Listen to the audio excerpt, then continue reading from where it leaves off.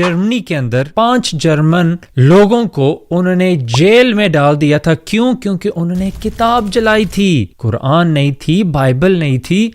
कौन सी किताब थी? दूसरे जंग अजीम की एक लड़की थी, उसका नाम था एन फ्रैंक।